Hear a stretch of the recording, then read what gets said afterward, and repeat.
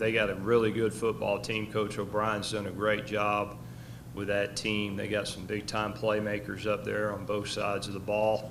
Our guys will be really excited to go up there and play, and we got momentum and looking for a big win, and really glad about a noon kickoff. We get the game started and get rolling and get to be one of those early games. So everything lines up good and just excited for the opportunity. Again, want to thank our fans from last week's game against Toledo. They really showed up and showed out, and we really, really appreciate that. That really helped us get that win. So with that said, questions? Boston College looks like another tough defensive team for you guys to face. I think they've only given up over 300 in one of their games so far this year. What do they do well defensively? What's the challenges there? Well, they're big, they're physical. It starts with their front. Their front four is really good. They get after you pretty good. They got playmakers all, everywhere out there. They're good in the secondary. They cover you well. They can run well. We'll have to do some things to give us the opportunity to get the ball out, and we got to be able to run the football to take some pressure off the quarterback. But just a complete football team and a complete defense, and then to talk about them offensively, the quarterback is a dang good football player. I enjoy watching him. He can make plays with his feet. He can throw it. He kind of does it all. He's got receivers he can get the ball to that are playmakers, and so be a big challenge for us defensively as well. But we're doing some good things. We're rising. Was very, very proud of our defense and their performance last week. It's going to take another performance like that to have an opportunity to win the game.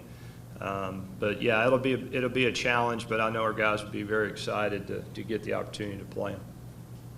Schedule-wise, with Toledo being last week, with Boston College being this week, two tough games, back-to-back weeks for y'all. Kind of like it was an advantage for y'all to have these two games kind of line up that way, knowing that you would be going up against two tough teams like that. I do think how our schedule sets up. Going into this game, we've faced some tough opponents, so we're used to those tough games week in and week out.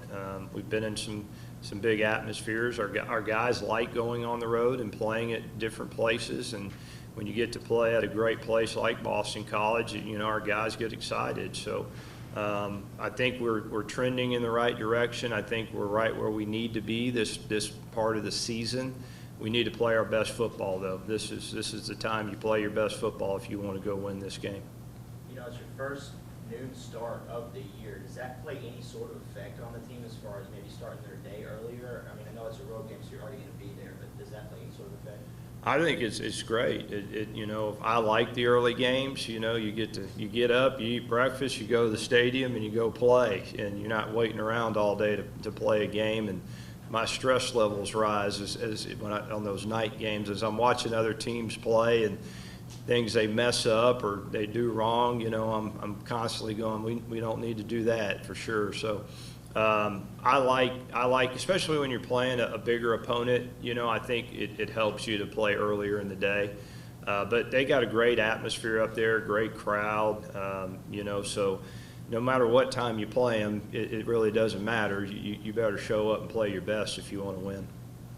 Well, it feels like a November game, when that time starts. Normally you play those earlier ones later in the season. Does it affect their body clocks or anything? You got to make them go to bed a little earlier? How do you just... No, we try to stay on our same time schedule. We're creatures of habit, and we like to keep everything the same. So as far as our travel schedule, meeting schedule, when we go to bed, when we get up, all that stays the same. The time we spend at the stadium, it's really just balls getting kicked off sooner. It's in the night games, you have a lot more dead time. You're laying around the hotel, but I know for coaches, especially for me, I'd take a noon game every time if I could. On the road, on the road. Looking back at that Toledo game, in my mind, it's probably one of the best defensive games under your tutelage here. Just kind of in your mind, defensively, where did that game sit for you in terms of how impressive the defense was? It's one of the better performances I've been around defensively, to be honest with you. It was awesome to watch our guys play. Our defensive staff was fantastic. The adjustments they made when we had the rain delay really, really helped us. Our defense stepped up time after time. So even though, I'm out there coaching hard and all that, I was really proud of the performance that we had, and it builds confidence. It tells you what you can be defensively. And I think our guys will continue to raise the bar and keep playing at high levels. And so it was really cool to see, and it was awesome to be a part of that. It's very, very hard if you go back and look at when they said that we had the fumble. Basically we were in a scenario where we were trying to run the clock out.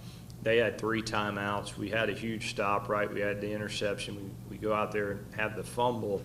Man, that could be very demoralizing to a defense. And our guys, they didn't blink. They stepped up, said, we'll go do it again, and they did. So it says a lot about our defensive staff, our players, our team culture, all those things. So, but we got to continue to do that if we want to play at a high level.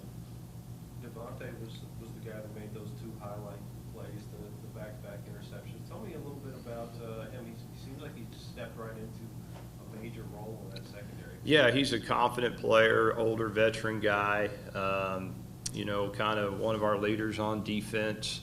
Since he's gotten here, he's fit right in with our culture, good guy. Does not surprise me that he made those plays.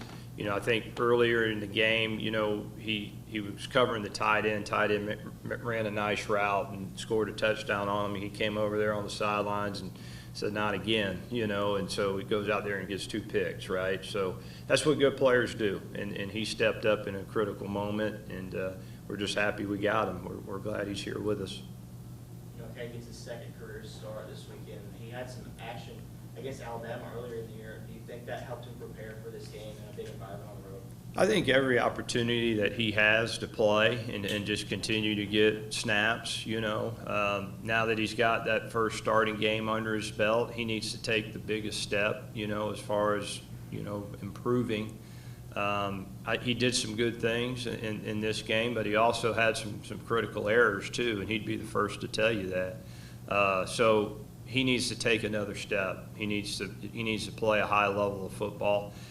What I love about Caden and all our quarterbacks is they prepare extremely well. They're confident players.